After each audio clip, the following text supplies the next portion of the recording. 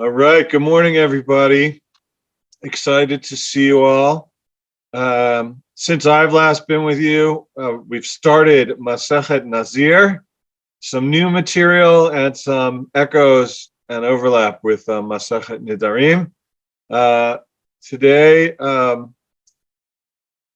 one of the questions behind what I'm going to share is it a good thing to be a Nazir or not? Or what did the rabbis or the Talmud think about this act of becoming a Nazirite, and what was that about? And to start that off, I'm going to share my screen. Here we go. And then I'll start my slides. I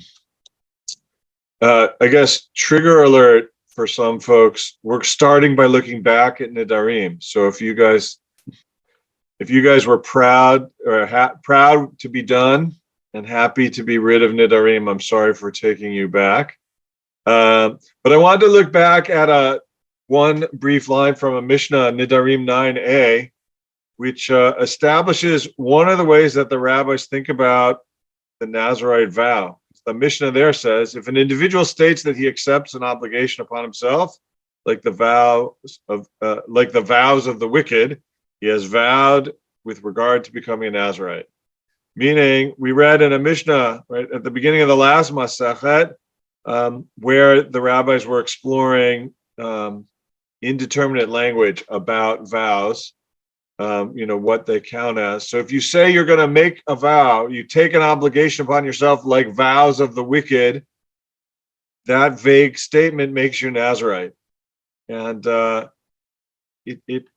this statement encompasses a theme that we saw about the Nazirite vow, that the rabbis think in some places that becoming a Nazirite somehow has a negative implication to it. Sometimes that's about the asceticism of the Nazirite, the denying yourself. Right, the Nazirite vow is about abstaining, and the rabbis didn't want people to abstain from living a full life, and taking yourself out of the world or out of certain experiences had some sort of negative affect to it. As we'll see, it'll circle back today. We also know that in particular, the prohibition that Nazirites take on against becoming impure through contact with the dead is one the rabbis are concerned about, because in their world, more than in our world, people encountered the dead more often. In the days of the rabbis, my guess is 99% of people who died in their homes or in their communities, where in our days it's more and more common that people, when they die, are in a hospital or some other medical facility.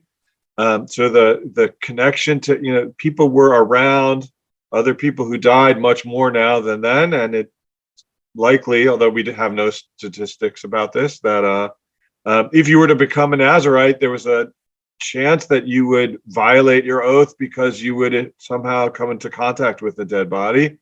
And we know from our time in Nidarim that the rabbis wanted us to avoid not only making oaths, but if we made them, they definitely wanted us to avoid violating them. And so the Nazir is in this risky space that the rabbis looked not so favorably on. And that's why I was surprised at the beginning of our Masechet. The Mishnah says, one who says, I am beautiful is a Nazirite. It's almost a flipped approach. It says, if you make an oath, that's also with some vague language, but if your oath says, if your oath uses the phrase, I will be beautiful, that means you're making a Nazirite oath. It's almost the opposite here, saying something that connecting this idea of beauty to becoming a Nazirite, as opposed to what we saw earlier, that the Nazirite vow comes from a statement about being wicked. I want to explore that a little bit today, and the Gemara does as well, because it brings, like it does to many of the statements in these early Mishnayot, some challenges to the notion that these vague terms make you a Nazirite. So, I will be beautiful, says the Mishnah, makes you a Nazirite. But the Gemara asks about this. Wait a minute. Perhaps when he said, I will be beautiful, he meant I will be beautiful before him, before God, in mitzvot. What does that mean? The Gemara brings a Braita to explain this. And this actually, I love this Braita for many purposes. We saw this Braita also in Masechet Shabbat, but it goes as follows. It's taught in a Braita. This is my God, and I will glorify Him. That's a verse from Shemot 15:2. Right, Zeh Eli ve'anvehu. Anvehu, the Hebrew word here, has the same root as na'eh, which is the word the Mishnah used for beautiful, so related words. And then what this Braita is saying is connecting glorifying God through beauty. So what does that mean according to the Braita? I'm gonna I will be beautiful before God in mitzvot. How? I will make for God a beautiful sukkah, a beautiful lulav, a beautiful ritual fringe. I will write before God a beautiful Torah scroll, and I will wrap it in beautiful silks. This is one of the main texts about the concept of hidur mitzvah, that we should beautify the mitzvot. You might remember back in Shabbat, Masechet Shabbat, also the text about Hanukkah talking about beautifying the mitzvah of Hanukkah by adding the number of candles you light each night. Because actually on Hanukkah, the mitzvah is just to light one candle in each house per night. But we end up with one set of candles per person, and of increasing numbers each night. And some of that is about beautifying the mitzvot. And this text here says, well, we can beautify all the mitzvot. We can have a nice sukkah. We can have a nice lulav. We can have a nice talit. We can have a beautiful Torah scroll and adorn it in fine clothing. These are things we're used to doing in our life. So the Gemara here is saying, well, maybe when someone said, I will be beautiful, they weren't talking about becoming a Nazirite, but they were just talking about, I'm going to live a life where I enhance my spiritual life and my spiritual activity by beautifying the mitzvot. And the Gemara rebuts, Shmuel rebuts what the Gemara is saying here by saying that, no, the Mishnah is referring to one who's holding his hair and saying, I will be beautiful. Like we see in many of the opening statements that are unclear, that end up making you a Nazirite. The explanation, the Gemara takes an unclear, vague statement in the Mishnah that could mean lots of different things. And Shmuel tells us, well, when the person says, I will be beautiful, they're pointing to their hair, which indicates that it's that their intention is to be a Nazirite, and the intention is to have a Nazirite vow. I do think, while the Gemara suggests this idea of beautifying the mitzvot is an alternative understanding to the person's statement, I will be beautiful, as instead of saying I will be a Nazir. I wondered when reading this if, in fact, this part of what's under this sugya, under this discussion, is that the Nazir might be thinking about beautifying themselves is part of becoming a Nazirite. That the same way you would have a beautiful lulav or a beautiful talit, that growing your hair, letting your locks flow, is in some way a physical enhancement that makes you more beautiful in a way that allows you to serve God better. And while this text is brought as an alternative to what the person might mean, instead of that I want to be a Nazir, that I want to do mitzvot beautifully, I wonder if there's also a hint in this that says a motivation to become a Nazir, and this is about somehow beautifying yourself, and that's part of how you dedicate yourself to serve God.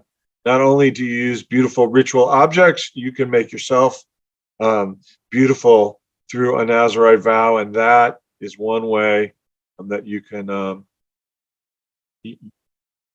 embody this idea of hidur mitzvah in your own physical presence when you become a Nazir.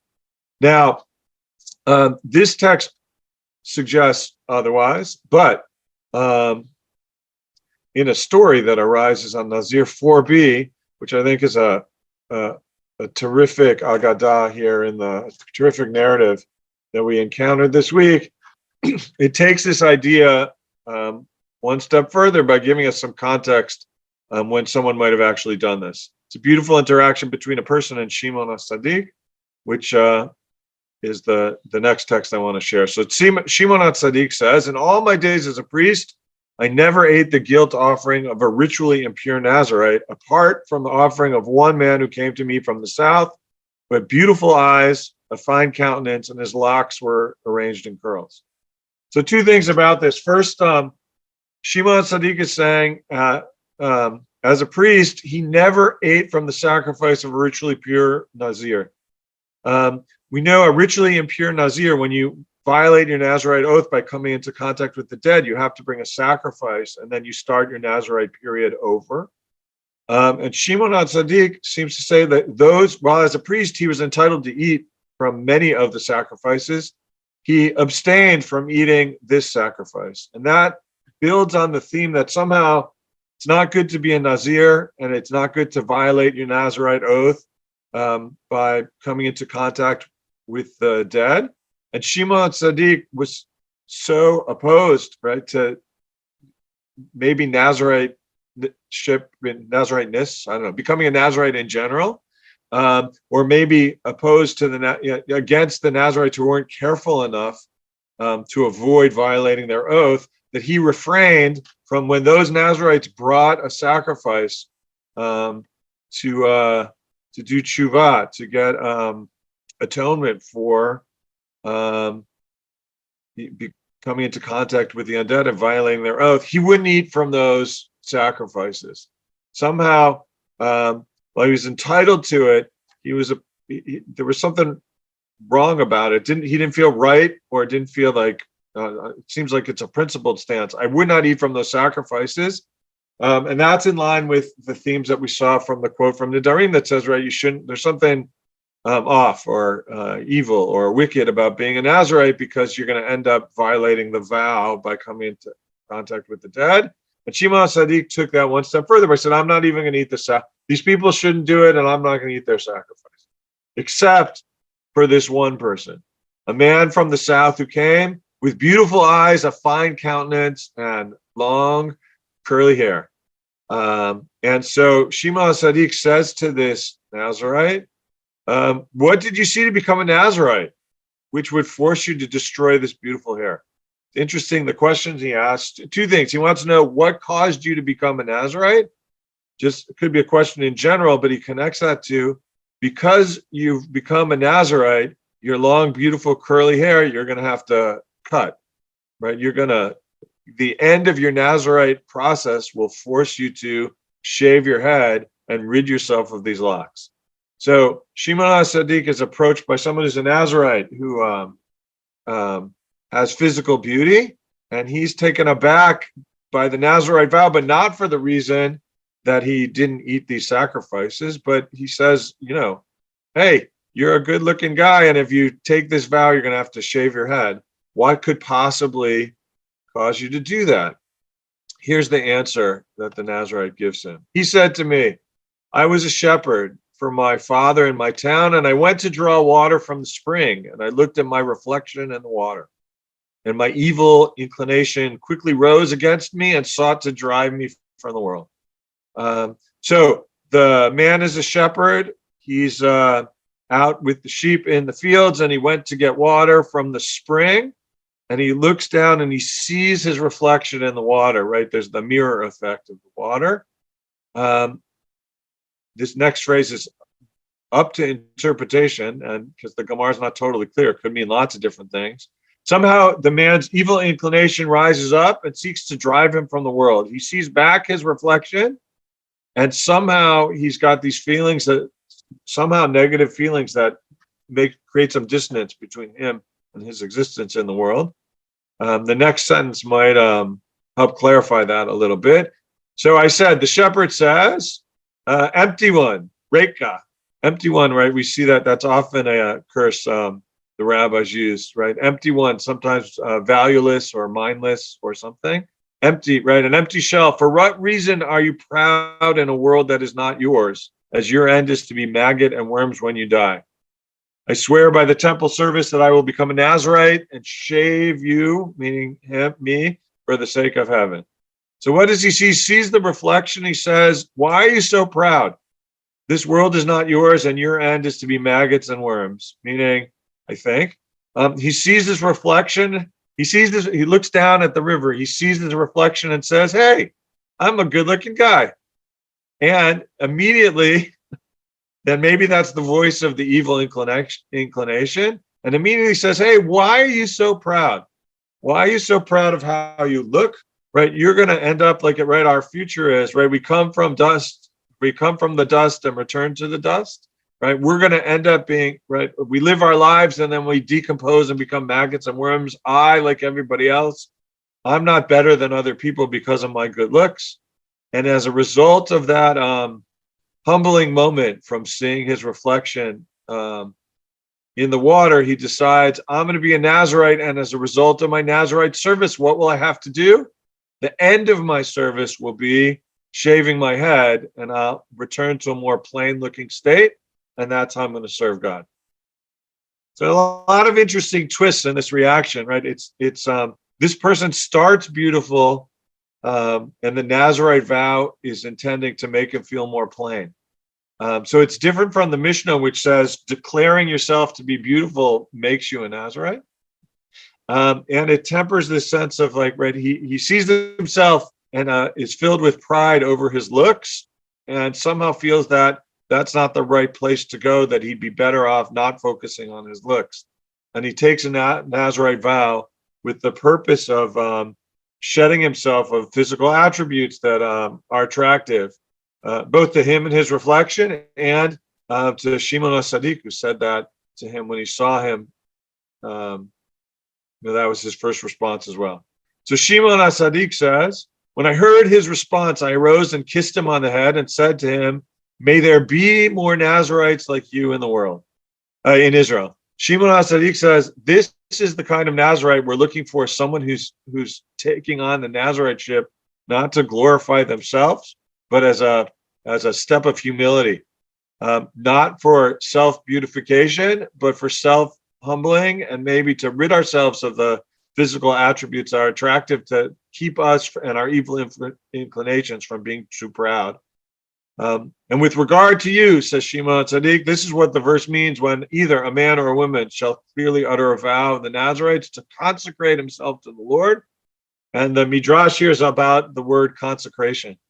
Why Shimon HaTzadik here thinks the consecration that this shepherd did the shepherd consecrates himself to God, becoming a Nazarite.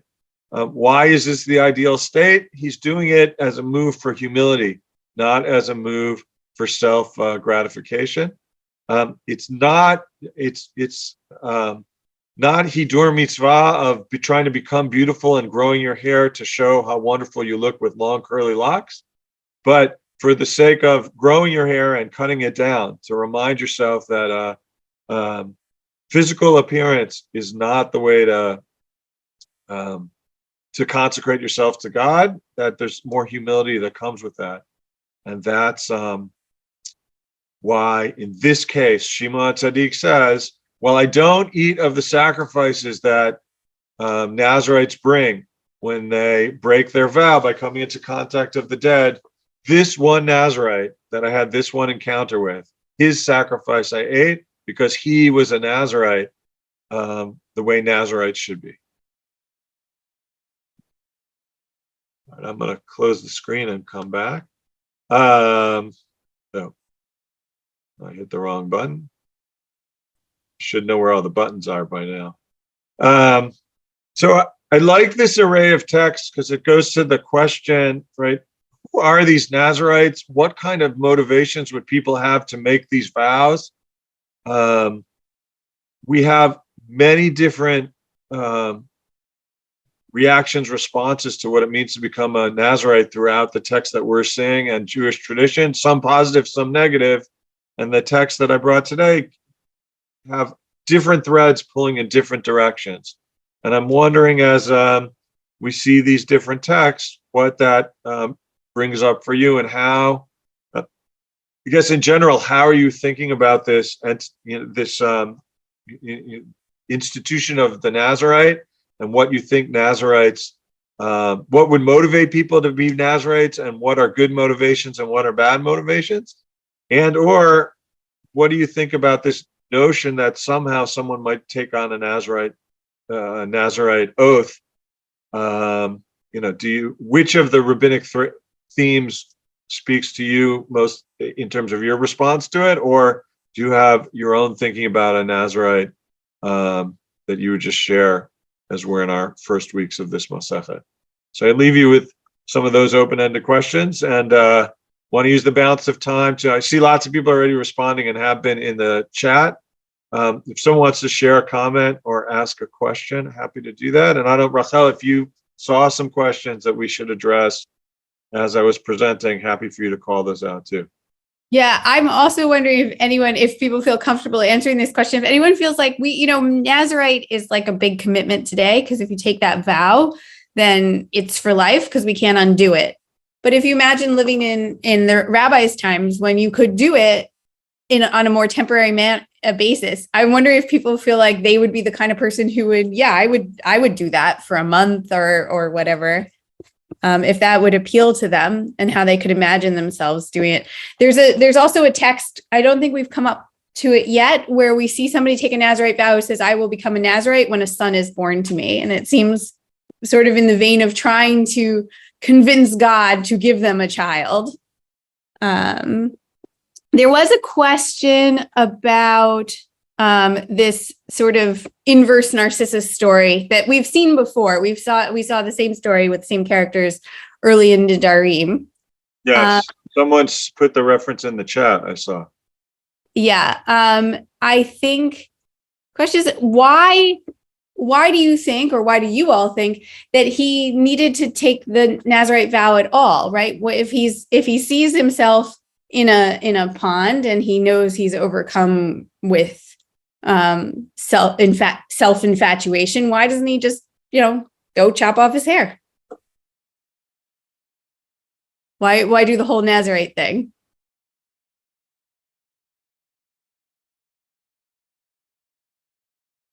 Are you asking everybody? Well, I think the question was for you, but okay, I think other people can certainly weigh in. Okay, sorry. I let the pause go to see if a hand was going to go up. I think that's a great question, right? I think what brings the story to our pages is the fact that his response was to take the vow. Did he have to? No, life would be simpler had he not and just gone and cut his hair. I think that goes to for me, as I read the story, right, he was so shaken by his appearance in the river. He wanted to do something not just every day, but something a little more extreme. That would be my read of the character in this tale, that he saw, right, he's overcome by his evil inclination and he doesn't want to just go get a haircut. He wants to put it into some religious framework and take it to some higher level or stricter level. And that's what the Nazarite vow does. Yeah.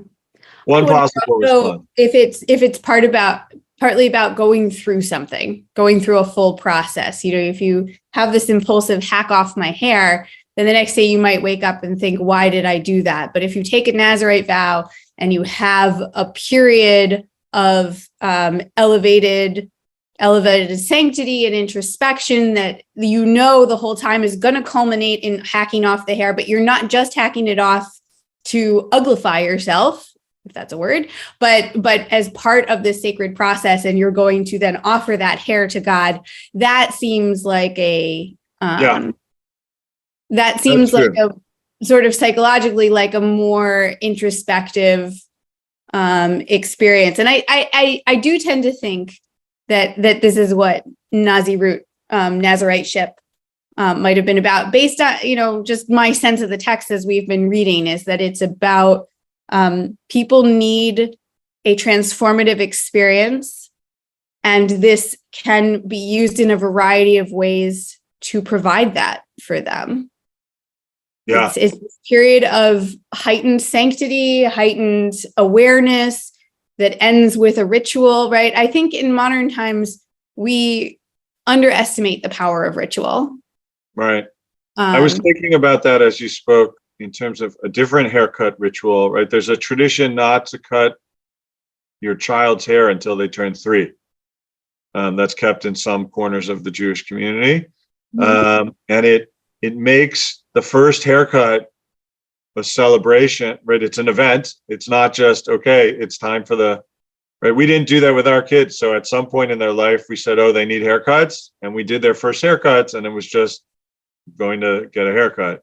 But when I've been to set, looking back, having attended more of these, 3-year-old haircuts, I wish we had ritualized it some to mark that tradition. Take something that could be every day and make it more sacred. And there's something then in the waiting for, where people see kids with long hair. When your kid seems to need a haircut. No, we're waiting until 3. Oh, why? There's something about the anticipation, the building towards it that makes it important.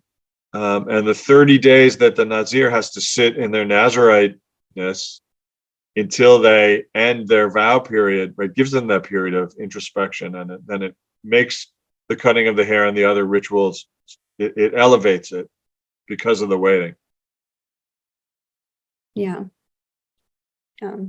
I anecdotally, when I was a graduate student and I was studying Passover, I went to see the Samaritan Passover ritual, right? So they still sacrifice animals on Passover, as the ancient Jews and before them Israelites did.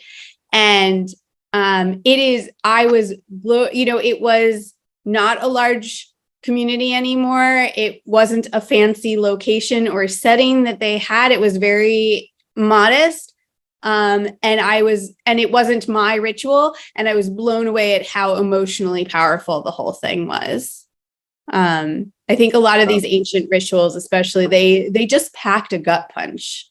They just packed a gut punch. And with the sacrifice, what struck me is that it was a completely involuntary emotional reaction. You show up, this thing is happening, you look at these animals, they're about to be slaughtered, and you can't not have feelings, a lot of feelings before, during, and after the process. And, we don't do religion that way anymore. Right. And I'm not advocating we go back to animal sacrifice. I'm a vegetarian, but I think appreciating what people experienced, and that something is, I think, a little bit lost in not having as many of these powerful emotional ritual experiences. Yeah. And there was impact because besides the loss of life, besides like the loss of life of the animal and maybe our empathy towards that, there was also some of the sacrifices where people were giving up a share of their wealth. Right, an animal was very valuable to a family in terms of what it could produce or the work that it could do, and to part with it for ritual purposes had impact. Was a commitment at a certain level. Yeah. I did see one comment. I just on a different topic. Someone asked about cows as stand-ins for Nazarites, which came from today's page. Which that was you, right? Is that your piece this morning? That was. I wanted to say I didn't teach that text today because I wrote about it today. So if you get the daily dose of Talmud and you're interested in cows who make Nazarite vows, I was drawn to that Mishnah today. And if you're a theater fan, there's a reference to Milky White from Stephen Sondheim's Into the Woods, which is one of my favorite cows on stage. And I don't know, my kids love that place. So they were like, wait, you wrote about Into the Woods in the daily dose of Talmud? That seems weird, Dad. It's like, wow, it seemed like the time to do it. But anyways, chose to address something different from what I wrote about. But whoever it was who asked about cows, it's a weird Mishnah. Some of my favorite Mishnayot are the weird ones. And I tried to make some sense of it today. So if that was you who asked it, or you haven't read the daily dose of yet, you could take a look at it there. And if you don't get it and you're here, boy, oh boy, you're missing out. You should sign up. We still have years to go. I better go find the sign up page in case anyone on this call. Sorry. I didn't mean to throw you for a curve. I would figure you would know it by heart by now. You would think. Yeah, it's all right. Okay. Okay, I'll go grab that. And then I think we should let folks get on with their day. Yeah, thanks for joining us today. Appreciate there were rich comments that I was able to scroll through. So thank you for people who participated by text. Okay. here we go. In case, I think most of you are here presumably because you already are subscribed to that newsletter, but just in case you're not and would like to join, it's a short essay every day exploring one aspect of the daf that day. And it's lovely to see you all. And yeah, thanks for being here. And we will see you here next week. Okay. Right. Bye, Take everyone. care, everybody. Thanks, Rachel. Bye. Thank you, Rabbi Goldberg. All right, bye.